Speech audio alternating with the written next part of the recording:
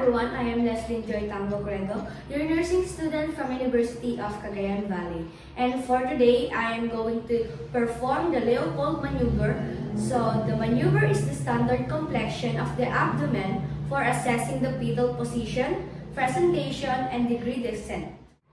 So now, first thing first is to perform hand washing to prevent the spread of microorganisms. Then read the client politely, then introduce yourself as verify the client using two identifiers and ask how the client on how she would like to be called during the assessment. And don't forget to establish a good report so that the client won't feel uncomfortable.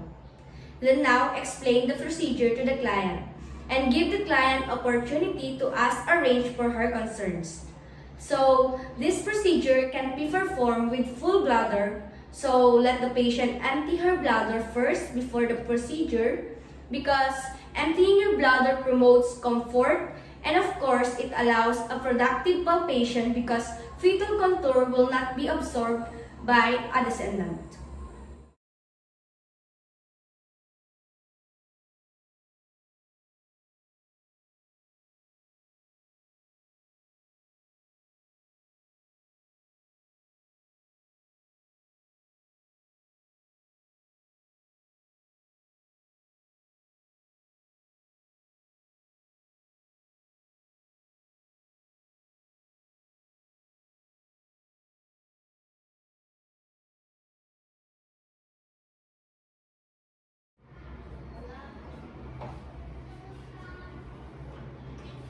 So, hello ma'am, may I come in? So, asking the patient consent is necessary. So, hello ma'am, my name is Leslie, your attending nurse for today. So, may I know your name? Your birth date? So, instead of you, I'm going to check for your wristband. Okay. So, by the way, ma'am, the procedure that I will be doing is that I'm going to perform the Leopold maneuver to you to determine the position and light your baby inside the tummy. So, I'm going to touch some parts of your body so that, is that okay with you, ma'am? Okay. Do you have any clarification or concern? So, okay, let's empty your bladder first. So, as you can see, the curtains are closed. So that there will be other people one can see us, and of course I will assure you that this won't hurt you and your baby, so don't worry. So before the procedure, ma'am, or the assessment, do you feel any pain or feel uncomfortable? So let's start right away. So the first thing to do is to position the patient into a supine position with a pillow under her head and with his knee slightly flexed. This is done for us to facilitate in the accurate assessment, then giving comfort, and with the slightly flexed knees can relieve the tension of abdominal musculature. If you are right-handed, stand at the patient right and slightly lift her shirt and expose the specific area only. And before doing that, you need to ask permission. So, ma'am, I'm going to expose your abdominal. Is that okay with you? Okay.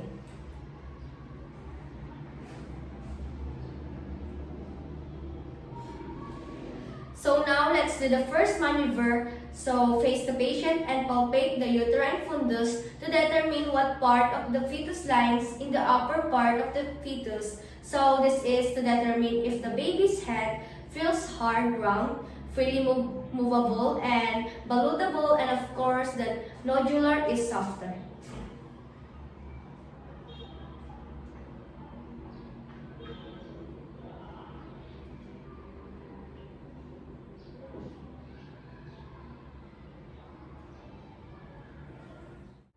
So for the second maneuver, palpate in a downward direction of the side of the abdomen by applying a gentle but deep pressure for us to determine the position of the fetal of extremities, fetal back and anterior shoulder, and of course this is to determine if the fetal back is an continuous structure and inside the extremities feel modular and reflect the portion of the fetal.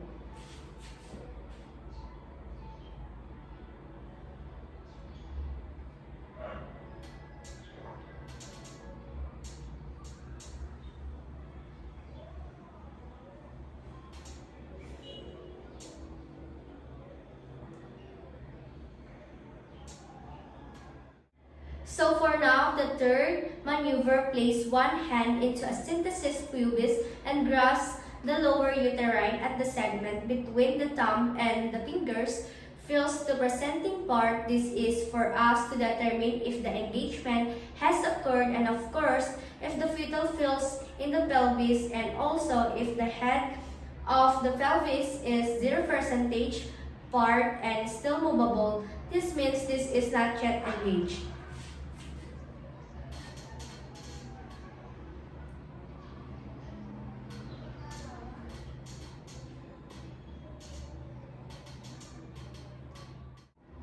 So in the fourth maneuver, turn and face the patient fit to confirm the findings into the third maneuver and determine the deflation of the finger into the pelvis.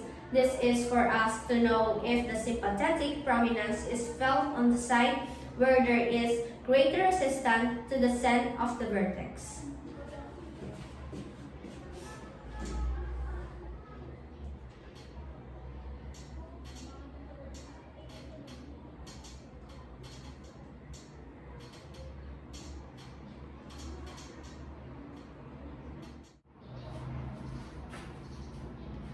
Then locate the back of the fetus, then place the stethoscope over it, and listen for the fetal heart tone in a 1 full minute, and for us to know if the baby's heart is normal. We should hear a 120 to 116 beats per minute.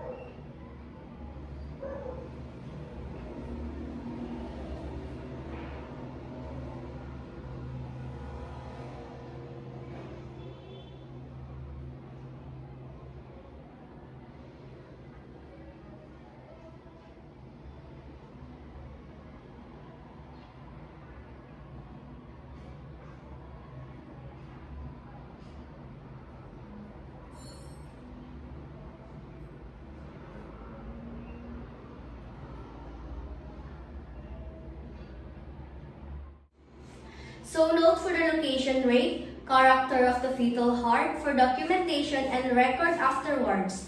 Make sure that the patient is comfortable and document the observation, make the fetal findings and presentation, position, attitude, and whether the engagement or a floating to promote the database for the future. And after finishing the procedure, do not forget to wash your hands.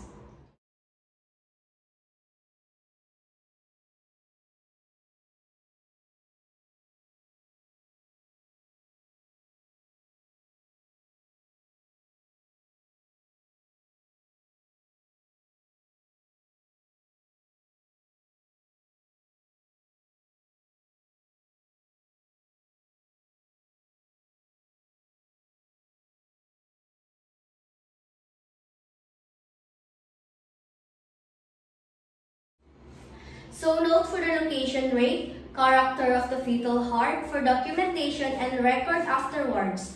Make sure that the patient is comfortable and document the observation, make the fetal findings and presentation, position, attitude, and whether the engagement or a floating to promote the database for the future. And after finishing the procedure, do not forget to wash your hands.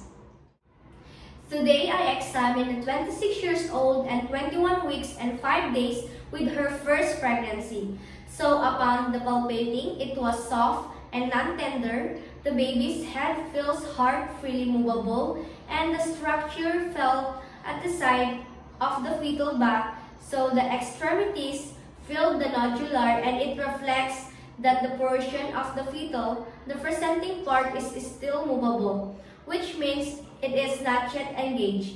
This symponic prominence felt in the side where there is a greater resistance of the descent of the vertex. And fetal heart 1 is 125 beats per minute.